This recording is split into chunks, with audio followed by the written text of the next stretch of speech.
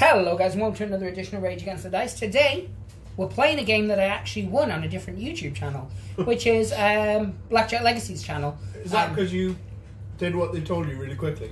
I did, yeah. He said you had to type haemophilia backwards in individual letters within 3 seconds. Using the Cyrillic alphabet. Yeah. Yeah, well done. He just said, comment on this video, and I said, give me the prize or I'll eat your thighs. And I won it, so he must have found it funny. That's a win-win situation there. I know, for everyone. But yeah, so this is Brothers. We've only ever actually played it once, and that was quite some time ago when we first got it. Yeah. It was fun, but it was very quick. It was a very basic game. I've heard that before. Indeed. So this is not going to be a how to play, it's just more continuing on of our just randomly playing board games. But as we're going, I'm going to talk us through how we play, mainly to remind ourselves. So within this game, you have wabbits and you have gobballs. Now, I'll talk you through the game itself. So the goal of the game is you'll take turns placing, stuff. Okay. No.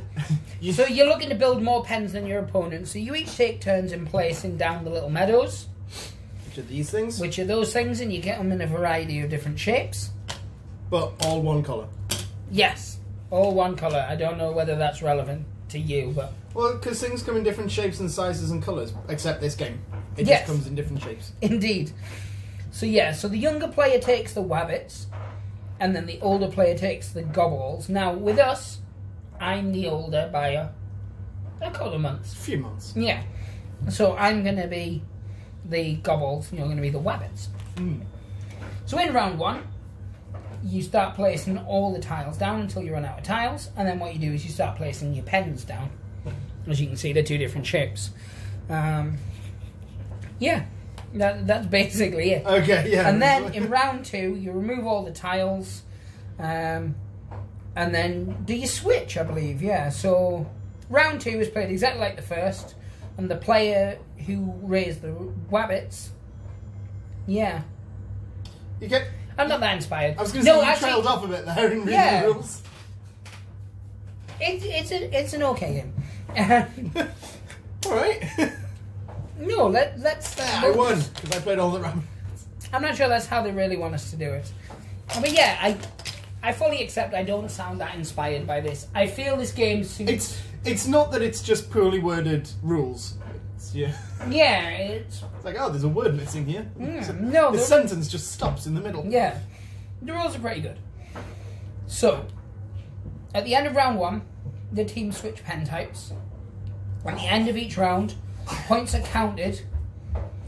And then at the end of the game, lowest score wins. Okay, so let's take a quick pause on the video and we'll get started.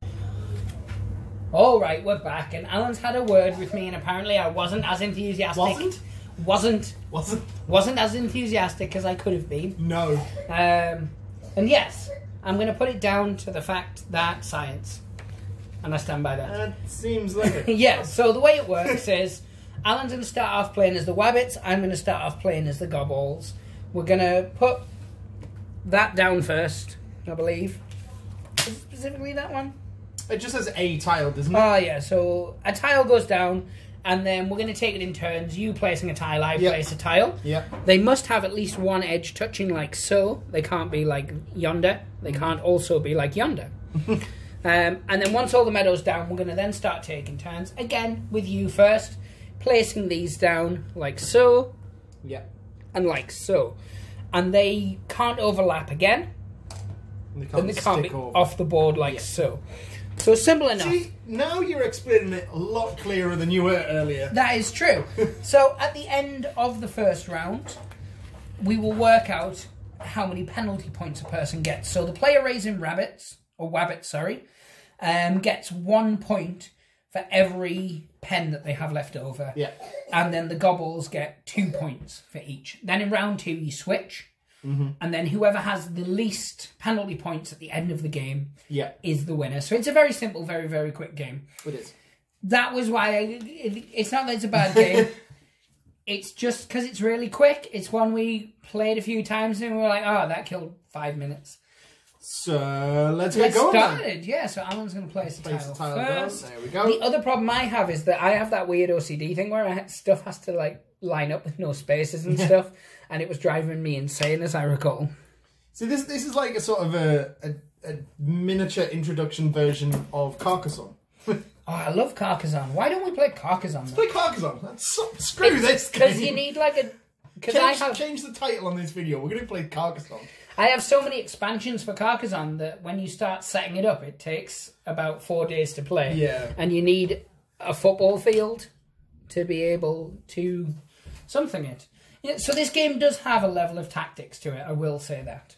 And I know it sounds like I don't like the game. You're doing this very tidy, aren't you? You know, this is the problem. I'm trying to sort of make it a little bit... This is the problem. I have to have it neat and structured, and it does not lend itself to this game particularly well. There. The final one can go like that. And that just saddens me. So what we're going to do is we're going to take the camera up a level so you can see it all in its entirety, and then we'll start putting down wabbits and gwabbits and flabbits. Gobbles? Yes. Gabbles? All of them. Balls? Hacks. So as you can see, Internet, you can now see the board in its entirety, all of its glory, and it's structured so beautifully, except this little outlier which should be there. Nope. I'm fine then. In fact, I like it. In terms of the strategy of the game, it does make more sense, for the record, to spread your stuff out, because it makes it harder, whereas now it's going to be quite an easy exercise in placing stuff. Yeah. But anyway, digression aside, Alan, place your first wabbit. Okay. We go there. Alan's going there. Look at you being nice and neat and tidy. You know it pleases me.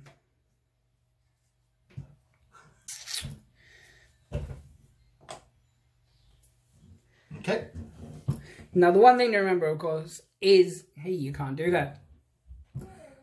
Yes, I can. Oh, crap. Yeah, you can. Okay, my bad. That one was my bad.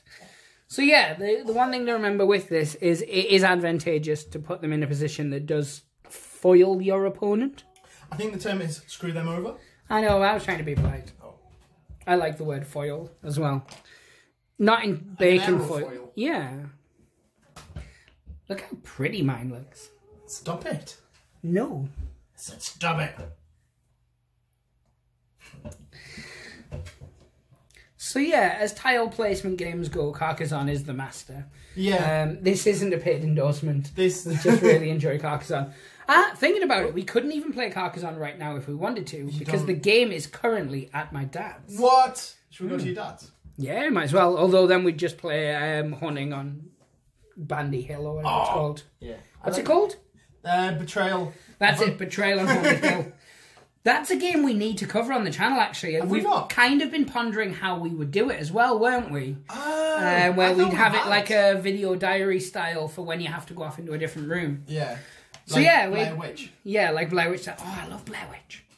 As you well know, it is one of my favourite horror films. You know. It's right up there with The Exorcist and all those other really good horrors that they don't make anymore. This game is stupid. I don't want to play anymore. So as you can see, I can't now put my pieces anywhere. So I've got 3 left over. Alan, however, can still put at least 1 more down. Yeah, and I have 1 left over. So each of mine costs 2 points. So that's 6 points. Alan has 1 point left over. So now what we do is we swap it over.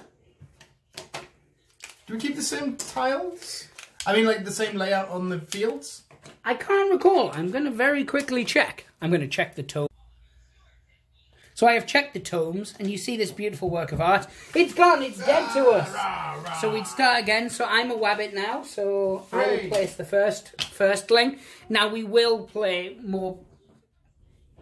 Yes. It will mess with me, but I will persevere. See, that could just go there. It won't. Well, it would. It would if I had my way. It's not going to. You keep having words with me off camera. Be more fun. I was trying to tidy that up, but... Plug the YouTube. Plug the Twitter. I hate Twitter. Do we have Twitter? We do have a Twitter. I use it purely just to post about videos that go up. and occasionally will like extreme points of view videos to wind other people up. Nice. Yeah. How tolerant of you. I know. It's how I do. This is messing with me so much. Yeah. You should see how much I freak out if there's Carcassonne gets to a point where there's a blank hole that and you've run out of all the tiles that will fill it. I just want to push all this table, you know, like a full-on table flip, and be like, we're not playing anymore. But I don't. That's very mature of you. Well, and there we go. That's all of our field tiles. Yeah, it was a beautiful... It's very, very different layout to earlier. A beautiful, sensual moment. So, first thing I'm going to do is attempt to stop you placing L-shaped stuff down in this corner here. That makes sense. But there's lots of other places where you could place L-shaped stuff, as you well know. As well you know.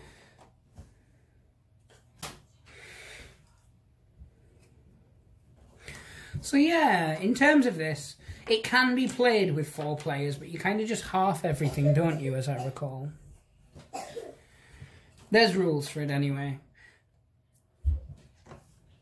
It is oddly a game that is quite quick to do, so we could play it quite often at gaming. Yeah. Like while we're waiting for people to arrive, and it never gets played. So yeah, that's a thing. It is a thing. You are right. Can I? You've got a couple of different places. I was going to say, can I just keep going now? Yeah, because I physically cannot.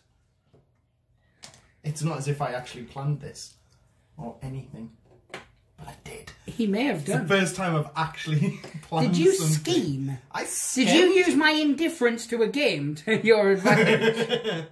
While you're lulling. Yeah. Ta-da! I've used all my tiles. Nice. How many do you have left over? 5. Ha! Ha! I'm such a good winner. So, was I on 6 before? I think it's fair to say I did not win this round.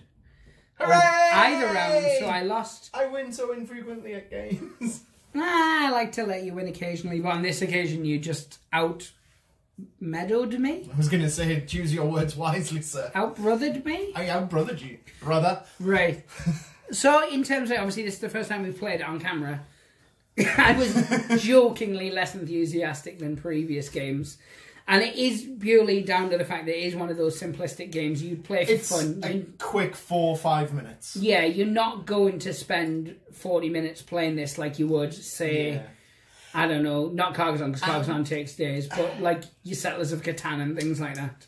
And I would also add that, I don't know whether this is a criticism or, well, it is a criticism, but I don't know how valid it is.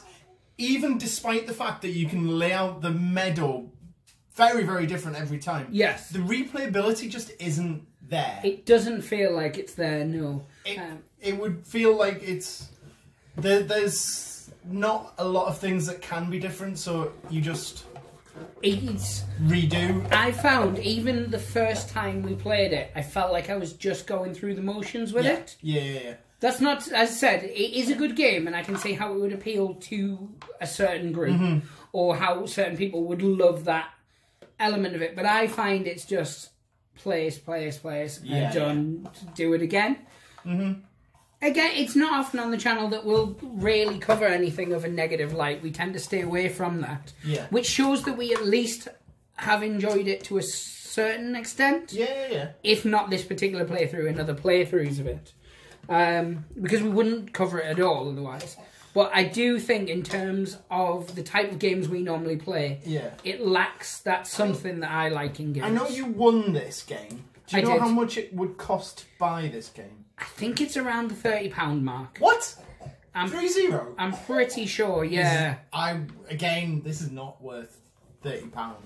I mean, I will pop a link in the description to it.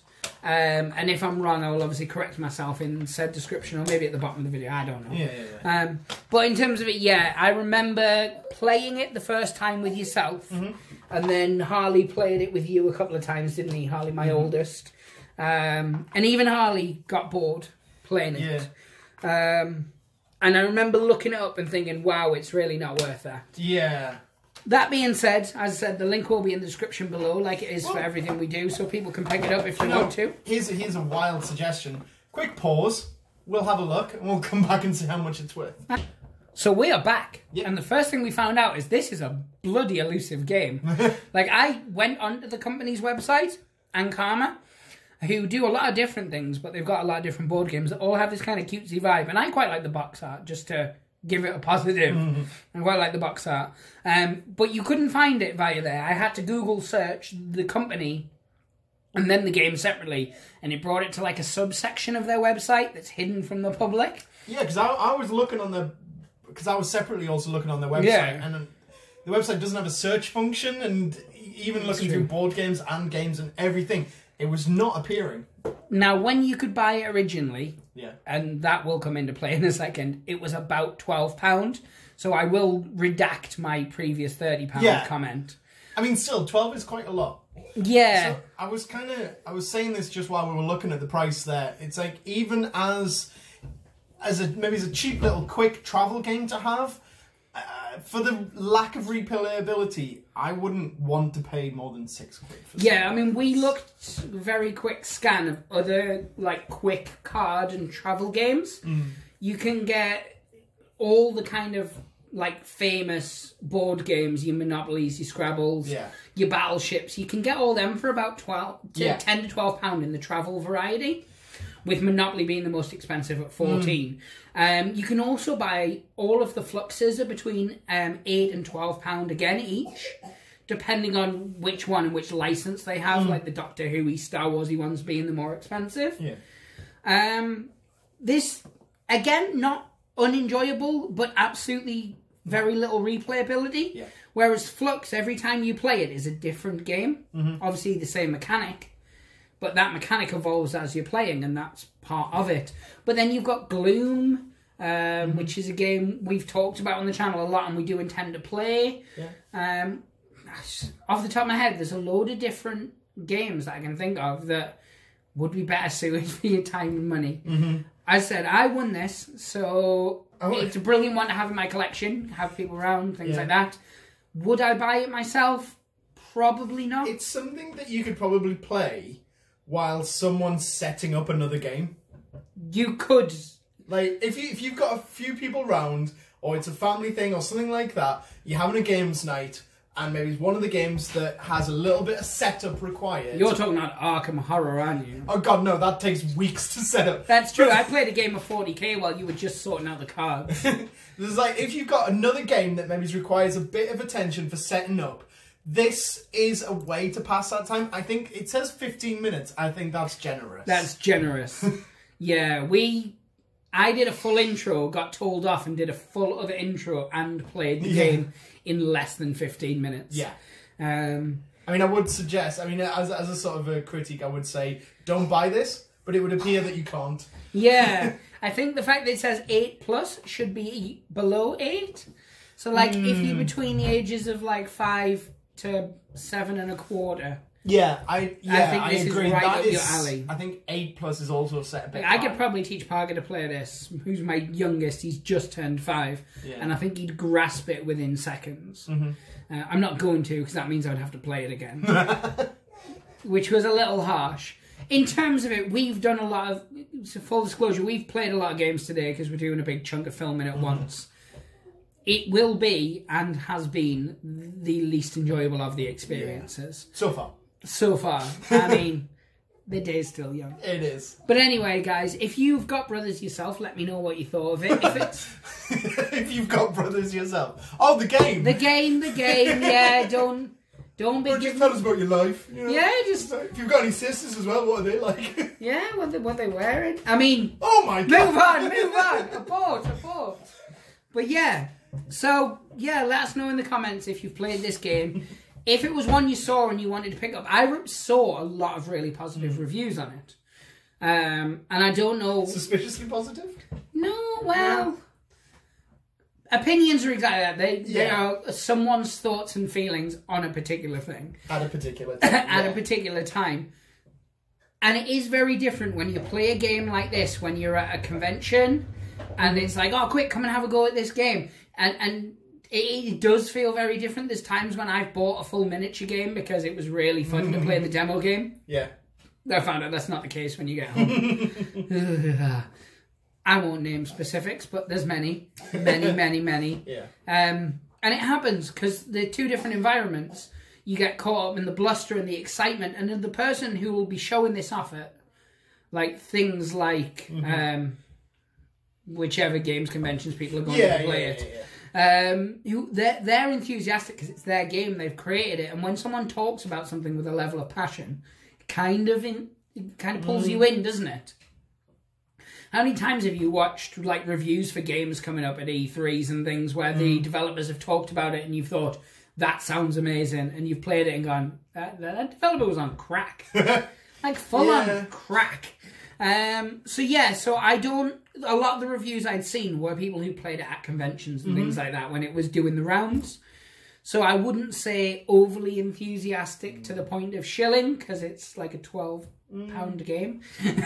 Like, how much shilling do you really do for that? But yes, for myself, it doesn't tick any of the boxes I actually look for in a game, other than the fact it is a game. Artwork. I do like the artwork. I think it's good.